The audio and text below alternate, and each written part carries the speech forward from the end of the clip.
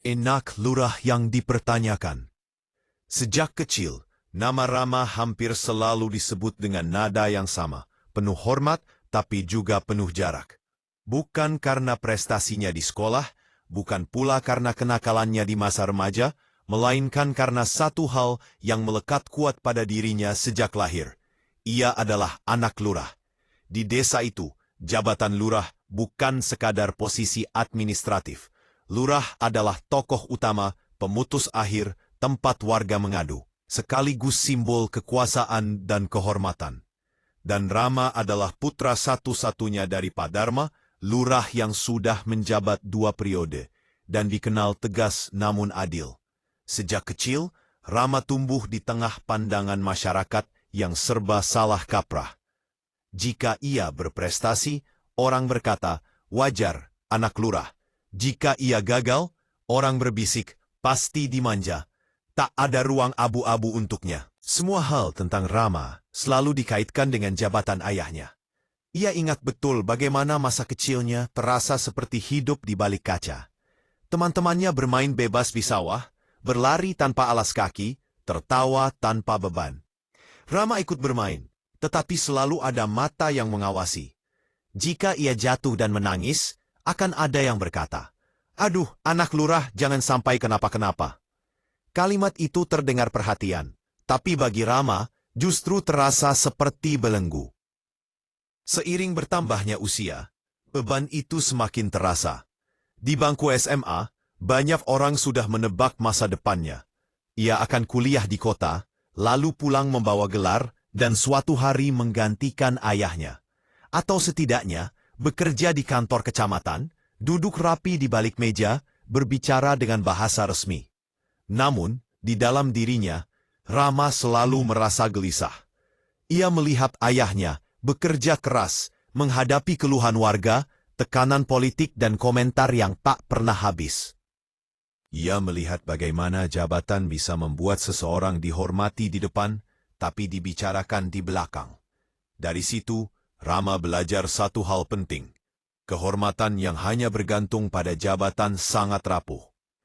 Setelah lulus SMA, Rama memutuskan untuk tidak langsung kuliah. Keputusan itu mengejutkan banyak orang, termasuk ayahnya sendiri. "Kamu yakin, Rama?" tanya Pak Dharma suatu malam saat mereka duduk di teras rumah dinas. "Yakin, Pak. Saya ingin cari jalan sendiri dulu," jawab Rama pelan, tapi mantap. Pak Dharma menatap anaknya lama. Ia tidak marah, tapi jelas kecewa. Namun sebagai ayah, ia tahu satu hal. Memaksakan kehendak hanya akan menjauhkan anaknya. Beberapa bulan setelah itu, Rama mulai sering terlihat di pasar pagi. Awalnya hanya membantu pedagang, mengangkat barang, membersihkan lapak, atau sekadar mengamati. Ia tertarik pada satu hal yang selalu ramai pembeli, bakso kikil. Penjualnya seorang pria paruh baya bernama Pak Wiryo. Setiap pagi, sebelum matahari tinggi, antrean sudah mengular. Aroma kuah gurih, kikil empuk, dan sambal pedas menjadi magnet tersendiri. Rama sering membantu tanpa diminta. Lama-lama, Pak Wiryo sadar bahwa anak muda itu bukan sekedar iseng. "Kenapa kamu tertarik sama dagangan beginian?" tanya Pak Wiryo suatu pagi. Rama tersenyum. "Karena jujur, Pak. Orang datang, bayar, makan, senang." Dari Pak Wiryo, Rama belajar banyak hal tentang bahan baku, tentang konsistensi rasa, tentang melayani pembeli dengan hati. Ia mencatat semuanya.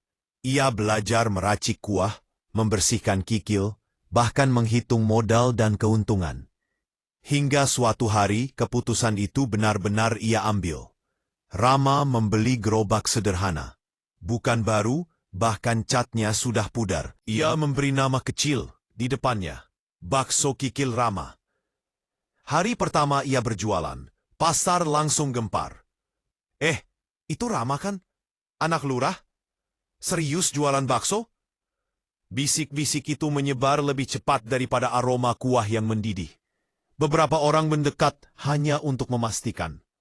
Ada yang tertawa kecil, ada yang menggeleng tak percaya. "Bercanda kali. kata seseorang. Paling cuma konten, sebentar juga berhenti, kata yang lain. Bahkan ada yang terang-terangan mencibir. Anak lurah, kok cari duit receh begitu? Kalimat-kalimat itu menusuk meski Rama berusaha tampak biasa saja. Tangannya tetap bergerak, menyendok kuah, menata kikil, menyajikan bakso dengan senyum sopan. Di dalam hatinya, ada perasaan campur aduk. Malu, ragu, takut, semuanya berputar. Namun di atas semuanya, tekad yang lebih besar. Ia ingin membuktikan bahwa hidupnya bukan bayangan ayahnya. Hari-hari berikutnya tak mudah. Ada pembeli yang sengaja datang hanya untuk melihat, bukan membeli. Ada pula yang memesan sambil bercanda sinis. Gratis gak nih? Kan anak lurah. Rama hanya tersenyum. Tetap bayar, Pak, sama seperti yang lain. Beberapa orang mulai menghargai sikapnya. Ia tidak meminta perlakuan khusus. Ia tidak memanfaatkan jabatan ayahnya. Ia berdiri di bawah terik matahari, mendorong gerobak sendiri, pulang dengan badan lelah dan tangan bau kuah. Suatu sore, Rama duduk di tepi jalan setelah berjualan. Gerobaknya kosong, tidak habis, tapi cukup. Ia menghitung uang receh dan lembaran lusuh di tangannya. Tidak banyak, tapi itu adalah hasil keringatnya sendiri. Di kejauhan, ia melihat beberapa warga masih membicarakannya. Tatapan mereka beragam. Ada heran, ada sinis, ada pula yang mulai diam-diam kagum. Rama menghela napas panjang. Ia tahu kegelisahan masyarakat bukan tanpa alasan. Di desa itu, status sosial sangat dijaga. Anak lurah seharusnya naik kelas, bukan turun ke jalan. Tapi Rama percaya satu hal yang sejak awal ia pegang erat. Kehormatan bukan diwariskan, tapi dibangun. Dan ia memilih membangunnya dari bawah, setahap demi setahap. Bab ini bukan tentang keberhasilan. Bab ini adalah tentang keberanian untuk dipertanyakan. Dan Rama siap menanggung semuanya. Kegigihan yang mengusik. Subuh belum benar-benar terbangun ketika Rama sudah melangkah keluar rumah. Udara masih dingin, jalanan desa masih basah oleh embun, dan suara ayam bersahutan memecah kesunyian. Di saat kebanyakan orang masih terlelap, Rama telah mendorong gerobaknya perlahan, menuju dapur kecil di belakang rumah kontrakan yang ia sewa sendiri, bukan rumah dinas ayahnya. Di dapur itulah perjuangan hariannya dimulai. Ia menyalakan kompor, menyiapkan tulang, rempah-rempah, dan bumbu yang telah ia timbang dengan teliti. Tangannya cekatan, meski sesekali terlihat lelah. Kuah harus pas, tidak boleh terlalu asin, tidak boleh terlalu ringan. Kikil harus empuk, bersih, dan kenyal. Jika satu saja meleset, ia tahu pembeli bisa pergi dan tak kembali. Rama belajar dari kesalahan hari demi hari. Pernah suatu pagi kuahnya terlalu berminyak. Ia menyesuaikan. Pernah pula kikilnya habis lebih cepat dari perkiraan. Ia mencatat. Belajar memperkirakan permintaan. Semua ia lakukan sendiri. Tidak ada pegawai, tidak ada bantuan khusus. Hanya kegigihan yang ia rawat diam-diam. Saat matahari mulai naik, Rama sudah tiba di tempat mangkalnya. Sebuah sudut pasar yang dulu sepi, kini perlahan hidup. Orang-orang mulai datang. Ada buruh angkut, pedagang sayur, tukang ojek, hingga pegawai kantor kecamatan yang singgah sebelum bekerja. Gerobaknya kini tak pernah benar-benar sepi. Baksonya satu, Mas. Kikilnya banyakin ya. Kuahnya tambah. Permintaan-permintaan kecil itu terdengar biasa. Tapi bagi Rama, semuanya adalah pengakuan. Pengakuan bahwa ia diterima bukan karena siapa ayahnya, tapi karena rasa baksonya. Namun, keramaian itu justru mulai mengusik banyak orang. Bisik-bisik kembali muncul. Kali ini nadanya berbeda. Jika dulu penuh cemooh, kini bercampur dengan rasa tidak nyaman. Laku terus ya, anak lurah kok serius amat jualannya. Kalau begini, pedagang lain bisa kalah. Beberapa pedagang lama mulai merasa terancam. Bukan karena Rama curang, tapi karena konsistensinya. Ia selalu datang lebih awal dan pulang paling akhir. Ia selalu ramah, bahkan kepada pembeli yang hanya bertanya tanpa membeli. Iri adalah perasaan yang tumbuh perlahan, lalu meneras. Ada hari-hari ketika Rama mendengar langsung cibiran itu, pura-pura merakyat, cari pencitraan, pasti ada modal besar dari orang tuanya. Rama mendengarnya, jelas, tapi ia memilih diam. Ia tahu, membalas hanya akan memperpanjang luka. Baginya, kerja adalah bahasa yang paling jujur. Namun, diam bukan berarti tidak terluka. Di malam hari, saat ia membersihkan panci dan peralatan, kelelahan sering menyerangnya bersamaan dengan keraguan. Angannya pegal, punggungnya nyeri. Kadang ia bertanya dalam hati, "Sampai kapan aku kuat?" Pernah suatu malam ia duduk sendiri di kamar kontrakan, menatap langit-langit yang kusam. Uang hasil jualan hari itu ia susun rapi. Tidak banyak, tapi cukup. Ia teringat wajah ayahnya, bagaimana orang-orang menghormatinya, tanpa perlu membuktikan apa-apa. Rama menarik napas panjang. Ia tahu jalan yang ia pilih lebih sunyi dan lebih berat. Tapi justru di sanalah ia menemukan makna. Hari demi hari, pelanggan bertambah. Ada yang datang dari desa sebelah. Ada yang sengaja membawa keluarga. Ada pula yang merekomendasikan lewat cerita dari mulut ke mulut. Bakso kikilnya beda. Kuahnya konsisten. Orangnya rendah hati. Kalimat-kalimat itu sampai ke telinga Rama secara tak langsung. Ia tidak besar kepala. Ia justru semakin hati-hati. Ia tahu, mempertahankan lebih sulit daripada memulai. Namun, keberhasilannya yang perlahan itu semakin mengusik ketenangan banyak pihak. Suatu pagi, Rama mendapati tempat mangkalnya sudah ditempati orang lain. Ia bingung. Selama ini ia selalu berjualan di situ tanpa masalah. "Katanya nggak boleh di sini lagi," kata seorang pedagang kecil dengan nada ragu. "Siapa yang bilang?" tanya Rama. "Entahlah, tiba-tiba aja ada yang atur." Rama tidak marah. Ia hanya menggeser gerobaknya beberapa meter. Tapi kejadian itu terulang. Ada yang mempersulit, ada yang sengaja menyebar rumor. Ada pula yang mengaitkan usahanya dengan jabatan ayahnya, seolah ia bermain di balik layar. Padahal, ayahnya sendiri hampir tidak pernah ikut campur. Suatu malam, Pak Dharma datang ke kontrakan Rama. Ia melihat kondisi dapur, gerobak dan tubuh anaknya yang terlihat lelah. "Kamu capek?" tanya ayahnya pelan. "Capek, Pak. Tapi masih kuat," jawab Rama jujur. Pak Dharma terdiam.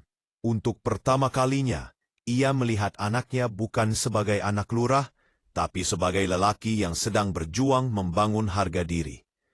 "Ayah bangga," katanya singkat. Kalimat itu sederhana, tapi menguatkan Rama lebih dari apapun.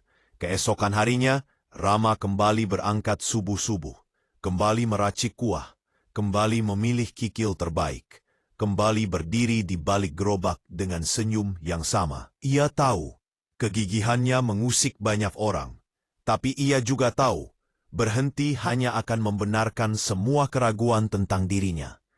Ia memilih melangkah, meski pelan. Ia memilih bertahan, meski sering sendirian. Bagi Rama, kegigihan adalah jawaban paling tenang atas cibiran paling bising. Dan ia belum selesai. Pangkalan bakso di berbagai kota. Waktu bergerak pelan tapi pasti. Tahun-tahun berlalu tanpa banyak pengumuman, tanpa perayaan besar, tanpa sorotan berlebihan. Rama menjalani semuanya seperti biasa, bekerja, belajar, jatuh, bangkit, lalu melangkah lagi. Ia tidak pernah merasa sedang membangun sesuatu yang besar. Ia hanya berusaha menjaga satu hal tetap hidup, konsistensi. Gerobak yang dulu ia dorong sendiri, kini tak lagi berdiri sendirian. Awalnya, hanya satu tambahan. Rama membeli satu gerobak baru, sedikit lebih bagus dari yang pertama. Ia tidak membuka cabang dengan gegap gempita. Ia memilih orang dengan hati-hati, bukan yang paling pintar, tapi yang paling jujur dan mau bekerja keras. Ia mengajari mereka sendiri cara meracik kuah, cara membersihkan kikil, cara melayani pembeli dengan sopan. Rasa boleh sama, kata Rama suatu kali, tapi niat harus lebih baik. Cabang pertama itu berhasil. Bukan langsung meledak, tapi stabil. Lalu menyusul cabang kedua, ketiga dan seterusnya. Dari satu desa ke desa lain. Dari kabupaten ke kota kecil. Hingga akhirnya, nama bakso Kikil Rama mulai dikenal lintas wilayah. Setiap pangkalan berdiri, bukan hanya sebagai tempat makan, tapi sebagai simbol. Simbol bahwa usaha kecil bisa tumbuh besar jika dijaga dengan kesungguhan. Rama selalu memastikan satu hal, resep tidak berubah.